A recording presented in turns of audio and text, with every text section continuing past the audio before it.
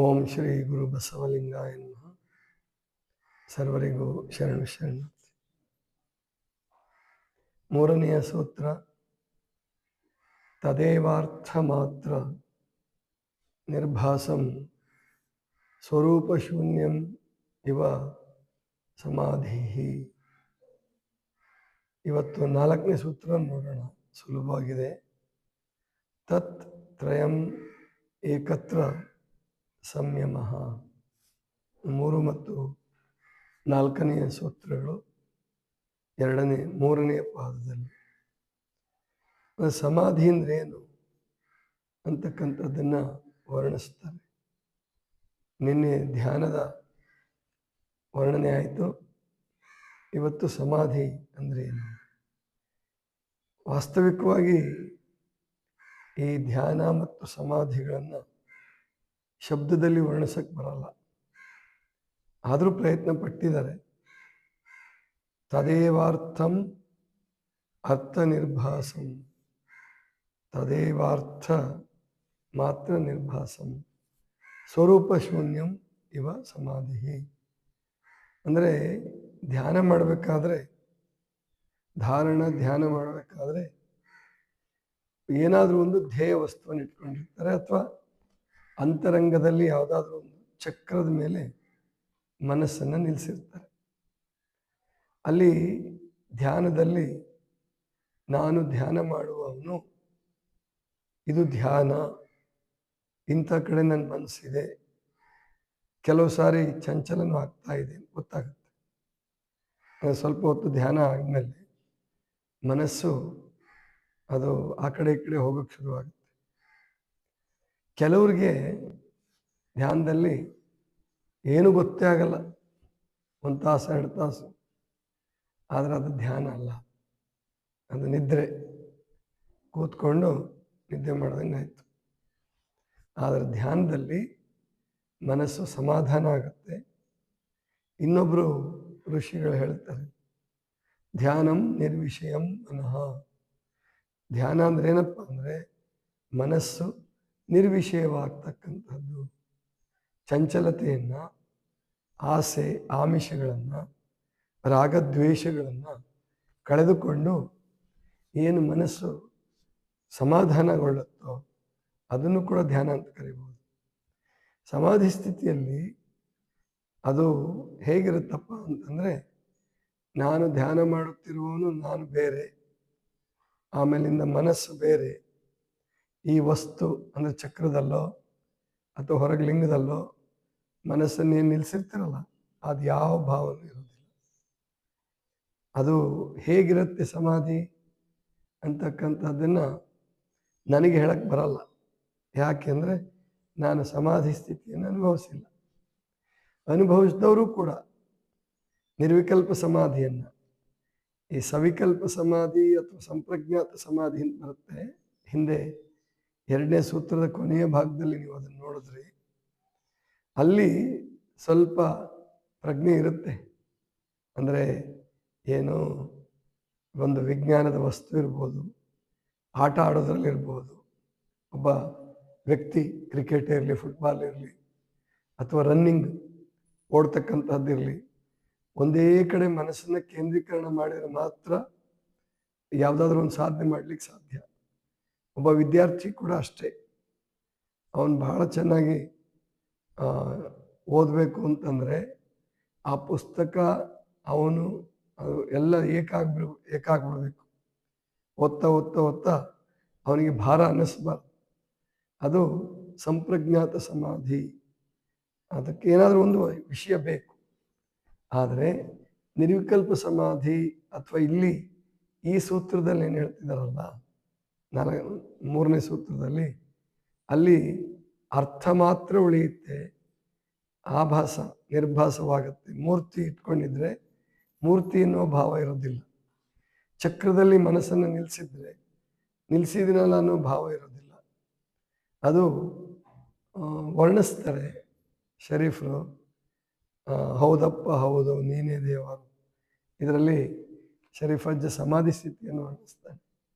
ಏನಂದರೆ ಸರ ಇಲ್ಲದೆ ನಿಶೆ ಹತ್ತಿರ ಏರಿರಬೇಕು, ನಿಶೆ ಆಗಿರಬೇಕು, ಆದರೆ ಸರಾಯಿ ಕುಡಿದಿರಬಾರದು.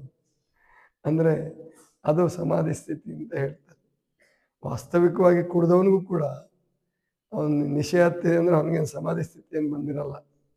ಅಲ್ಲಿ ವಿವೇಕ ಪ್ರಜ್ಞೆ ಹೊರಟೋಗಿ ಅಹಂಕಾರ ಜಾಸ್ತಿ ಆಗಿರುತ್ತೆ ಅಷ್ಟೇ. ಅದಕ್ಕೆ ಅವ್ರು ಕೂಗಾಡೋದು, ಜಗಳ ಆಡೋದು, ಅಥವಾ ಕೆಟ್ಟ ಕಡೆ ಎಲ್ಲ ಬೀಳೋದು, ಇದು ಅತಿಯಾದ ಅವಿವೇಕದಿಂದ ಅಷ್ಟೇ, ಅಹಂಕಾರದಿಂದ ಅಷ್ಟೇ ಹೊರತು ಅವ್ರಿಗೇನು ಪೂರ ಮೈ ಮರೆತು ಬಿಟ್ಟಿರ್ತಾರೆ ಅಂತ ಇಲ್ಲ.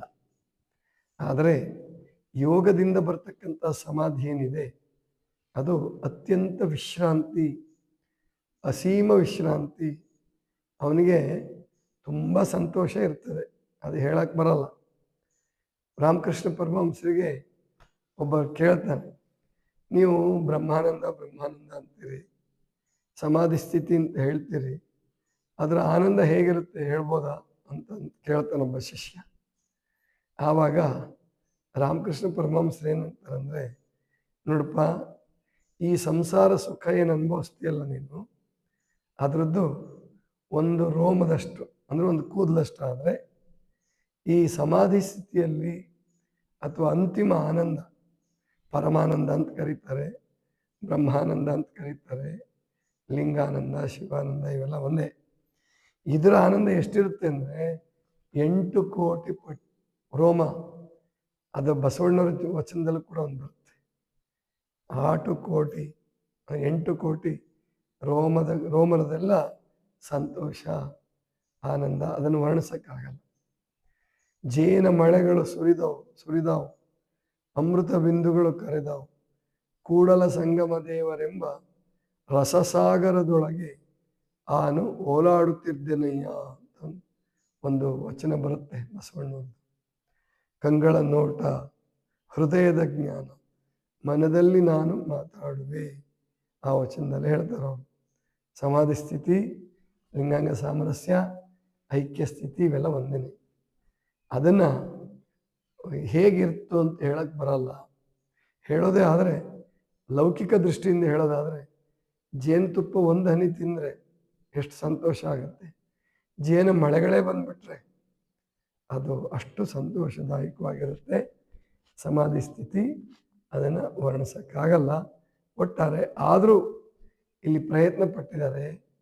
ಏನಪ್ಪ ಅಂದರೆ, ನೀವು ಇಟ್ಕೊಂಡಂಥ ಮೂರ್ತಿಗಳು, ಆಮೇಲೆ ಗಮನ ಕೊಡ್ತಾ ಇದ್ದೀನಿ, ನಾನು ಧ್ಯಾನ ಮಾಡ್ತಾ ಇದ್ದೀನಿ ಅನ್ನುವ ಯಾವ ಭಾವವೂ ಇಲ್ಲದೆ ಆನಂದ ಸಾಗರದಲ್ಲಿ ಓಲಾಡ್ತಾನೆ, ತೇಲಾಡ್ತಾನೆ.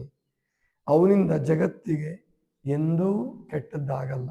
ಸಾಮಾನ್ಯವಾಗಿ ಹೌದ್ರಿ, ದೊಡ್ಡ ದೊಡ್ಡವರು ಅನ್ನಿಸ್ಕೊಂಡಂಥವ್ರು ಏನೇನೋ ಮಾಡಿದಾರಲ್ಲ, ಅವ್ರಿಗೆ ಸಮಾಧಿ ಸ್ಥಿತಿ ಉಂಟಾಗಿಲ್ಲ, ಅವ್ರಿಗೆ ಆನಂದದ ಸ್ಥಿತಿ ಉಂಟಾಗಿಲ್ಲ. ಅವರು ಏನೋ ಗಿಮಿಕ್ ಮಾಡಿ, ಸುಳ್ಳು ಹೇಳಿ, ಅಥವಾ ಯಾವುದೋ ಪ್ರಭಾವದಿಂದ, ಮಾತಿನ ಪ್ರಭಾವ ಇರ್ಬೋದು, ವಿದ್ಯೆಯ ಪ್ರಭಾವ ಇರ್ಬೋದು, ಜಾತಿಯ ಪ್ರಭಾವ ಇರ್ಬೋದು, ಯಾವುದೋ ಕಾರಣಕ್ಕೆ ಅವ್ರ ಮೇಲೆ ಅಭಿಮಾನ ಇಟ್ಕೊಂಡು ನೀವು ಅವ್ರನ್ನ ದೇವಮಾನವರು ಅಂತನೋ ಅವತಾರಿ ಪುರುಷರು ಅಂತನೋ ಏನೋ ಹೇಳ್ಬೋದು. ಆದರೆ ಯೋಗದ ದೃಷ್ಟಿಯಿಂದ, ಸಾಧನೆಯ ದೃಷ್ಟಿಯಿಂದ ಮತ್ತು ಧರ್ಮದ ದೃಷ್ಟಿಯಿಂದ ನೋಡಿದಾಗ, ಆ ಧರ್ಮದ ಅಂತಿಮ ಸ್ಥಿತಿಯನ್ನು ಮುಟ್ಟಿದಾಗ, ಬುದ್ಧನಿಂದ ಆಗಲಿ, ಬಸವಣ್ಣವರಿಂದ ಆಗಲಿ, ಯೇಸು ಕ್ರಿಸ್ತನಿಂದ ಆಗಲಿ, ಮಹಾವೀರರಿಂದ ಆಗಲಿ, ಅಥವಾ ಆ ಮಟ್ಟಕ್ಕೆ ಮುಟ್ಟಿದ ಅವರ ಶಿಷ್ಯರಿಂದ ಎಂದೂ ಹೊಡೆದಾಟ, ಬಡದಾಟಗಳು ಅಥವಾ ಏನಾದರೂ ಮೋಸ, ವಂಚನೆಗಳು ಖಂಡಿತ ಆಗಲ್ಲ. ಯಾಕೆಂದರೆ ಆ ಎಲ್ಲದರಿಂದ ಸಿಗುವ ಆನಂದ, ಆ ತೃಪ್ತಿ, ಅದು ಸಮಾಧಿ ಜೀವಿಗೆ ಸಿಕ್ಬಿಟ್ಟಿರ್ತದೆ. ಆದ್ದರಿಂದ ಈಗ ಮಾಣಿಕಮ್ಮನವರು ಅಂತಿದ್ರು, ಅವರು ಸಮಾಧಿ ಸ್ಥಿತಿ ತಲುಪ್ತಿದ್ರು. ಈಗ ಮೊನ್ನೆ ಯಾರೋ ಒಬ್ಬ ಸ್ವಾಮಿ ಎಲ್ಲ ಮೇಲ್ಗಡೆ ಸಿಮೆಂಟ್ ಹಾಕ್ಸ್ಕೊಂಡು ಒಳಗಡೆ ಕೂತ್ಕೊಂಡು 33 ದಿವಸ ಅಂತೇಳಿ ಮಾಡೋದು, ಹೋಗಿ ಹಾಸ್ಪಿಟ್ಲಿಗೆ ಅಡ್ಮಿಟ್ ಆದ. ಅದೇ ಮಾಣಿಕಮ್ಮನವ್ರಿಗೆ ಅಂಥ ಸ್ಥಿತಿ ಬರಲ್ಲ. ಯಾಕಂದರೆ ಅವ್ರು ನಿಜವಾಗಿ ಗಳಿಸ್ಕೊಂಡಿರ್ತಾರೆ, ಆ ಸ್ಥಿತಿಯನ್ನು ಗಳಿಸ್ಕೊಂಡಿರ್ತಾರೆ. ಅವ್ರಿಗೆ ಯಾವ ಪ್ರಚಾರದ ಅಗತ್ಯ ಇಲ್ಲ. ನೀವು ಬೇಕಾದರೂ ಅನುಯಾಯಿಗಳು ಪ್ರಚಾರ ಮಾಡ್ಕೋಬಹುದು, ಅವ್ರ ಪ್ರಚಾರಕ್ಕಿಂತ ಕೊಡಲ್ಲ. ಇಲ್ಲಿ ಈ ಸ್ವಾಮಿ ಕೂತಿದ್ದು, ಅಂತೂರು ಬೆಂತೂರು ಸ್ವಾಮಿ ಕೂತಿದ್ದು ಬರೀ ಪ್ರಚಾರಕ್ಕೋಸ್ಕರ ಅಷ್ಟೇ. ಅದಕ್ಕೆ ಅಲ್ಲಿ ಏನಾದರೂ ಅದು ಕಠಿಣನೇ. ಕಾಯಿಲೆ ಆಗ್ಬೋದು ಅಥವಾ ಇನ್ನೊಂದು ರೀತಿಯನ್ನು ಮೋಸ ಮಾಡ್ಬೋದು. ಇಲ್ಲೊಬ್ಬ ಸ್ವಾಮಿ ಕೂತಿದ್ದ, ಎಲ್ಲ ಒಳಗಡೆ ವ್ಯವಸ್ಥೆ ಮಾಡಿಕೊಂಡು, ಗೀಸರ್ ಸಹಿತ ವ್ಯವಸ್ಥೆ ಮಾಡಿಕೊಂಡು, ನಾನೇನು ತಿನ್ನಲ್ಲ, ಏನು ಉಣ್ಣಲ್ಲ ಅಂತೇಳಿ ರಾತ್ರಿ ಹೊತ್ತು ಹೊರಗಡೆ ಬಂದು ಅಡ್ಡಾಡ್ತಿದ್ದ. ಇಂತಹ ಮೋಸಗಳು ನಿಜವಾದ ಸಮಾಧಿ ಜೀವಿಯಿಂದ ನಡೆಯಲ್ಲ. ಅದನ್ನೇ 4ನೇ ಸೂತ್ರದಲ್ಲಿ ಹೇಳ್ತಾರೆ, ತತ್ ತ್ರಯಂ ಏಕತ್ರ ಸಂಯಮ. ಸಂಯಮ ಅನ್ನೋ ಶಬ್ದ ಕೇಳಿರ್ತೀರ ನೀವೆಲ್ಲ. ಸಂಯಮ ಜೀವಿ, ಅದು ಸಮ್ಯಕ್ ಜ್ಞಾನ, ಸಮ್ಯಕ್ ಚಾರಿತ್ರ್ಯ, ಸಮ್ಯಕ್ ದರ್ಶನ ಅಂತ ಹೇಳ್ತಾರೆ ಜೈನ ಸಿದ್ಧಾಂತದಲ್ಲಿ. ಆ ಸಂಯಮ ಏರ್ಪಡುತ್ತೆ ಯಾವಾಗ ಅಂದರೆ ಈ 3 ಒಂದಾದಾಗ. ಅಂದರೆ ಧಾರಣ, ಧ್ಯಾನ, ಸಮಾಧಿಗಳು ಒಂದಾದಾಗ ಆ ಮನುಷ್ಯನ ವ್ಯಕ್ತಿತ್ವ ಸಂಪೂರ್ಣವಾಗಿ ಬದಲಾವಣೆ ಆಗುತ್ತೆ. ಅವನು ಜಗತ್ತಿನ ನಿಜವಾದ ವಾರಸುದಾರ, ಜಗತ್ತಿನ ನಿಜವಾದ ಗುರು, ಜಗದ್ಗುರು. ಅವನು ಪೀಠ ಇಲ್ಲ, ಮಠ ಇಲ್ಲ, ಅವನು ಜಗದ್ಗುರು. ಯಾರು ಅಂದರೆ ಸಮಾಧಿ ಸ್ಥಿತಿಯನ್ನು ಪಡೆದವನು, ಲಿಂಗಾಂಗ ಸಾಮರಸ್ಯವನ್ನು ಪಡೆದವನು. ಅಂಥವ್ರಿಗೆ ಅಮರಗಣಗಳು ಅನ್ನೋ ಶಬ್ದ ಕೊಟ್ಟಿದ್ದಾರೆ ಶರಣರು. ಇದು ಅದ್ಭುತವಾದಂತಹ ಸ್ಥಿತಿ. ಅದು ಹೇಳೋದು ತುಂಬ ಕಠಿಣ, ಅದನ್ನು ಸಾಧಿಸಬೇಕು. ಖಂಡಿತ ಆಗುತ್ತೆ, ಆದರೆ ಅವಸರ ಮಾಡಬಾರ್ದು. ಒಂದು 12 ವರ್ಷ 20 ವರ್ಷ ನಿರಂತರವಾಗಿ ಯಾವ ಗದ್ದಲಕ್ಕೂ ಬೀಳಲಾರದೆ ಅವನು ಸಾಧನೆ ಮಾಡ್ಕೊತ ಹೋದ ಅಂದರೆ ಖಂಡಿತವಾಗಿಯೂ ಈ ಜನ್ಮದಲ್ಲಿ ಅವನು ಅಂತಹ ಸ್ಥಿತಿಯನ್ನು ಪಡಿಬಹುದು. ಆದರೆ ಅದರರ್ಥ ಅದನ್ನು ಪಡೆದವರೆಲ್ಲರೂ ಮತ್ತೆ ಹುಟ್ಟೋದೇ ಇಲ್ಲ ಅಂತ ಯಾರೂ ಭಾವಿಸ್ಬೇಡಿ. ಸಮಾಧಿ ಸ್ಥಿತಿಯನ್ನು ಪಡೆದವರು ಯಾರೂ ಹುಟ್ಟಂಗೆ ಇಲ್ಲ ಅಂತ ಹಂಗಿಲ್ಲ. ಅದು ಪರಮಾತ್ಮನ ಇಚ್ಛೆ ಇದ್ದಾಗ ಮತ್ತೆ ಹುಟ್ಟು ಬರಬಹುದು, ಅವನಿಂದ ಇನ್ನೂ ಶ್ರೇಷ್ಠವಾದ ಕೆಲಸಗಳು ಆಗಬಹುದು. ಆದ್ದರಿಂದ ಇವು ಅಂತಿಮ ಗುರಿಗಳು. ಇದನ್ನು ಸಾಧಿಸುವುದೇ ನಮ್ಮೆಲ್ಲರ ಜೀವನದ ಧ್ಯೇಯ, ಜೀವನದ ಉದ್ದೇಶ, ಜೀವನದ ಗುರಿ ಆಗಬೇಕು. ಇದಿಷ್ಟು ಇವತ್ತಿನ ಚಿಂತನ. ಸರ್ವರಿಗೂ ಶರಣ.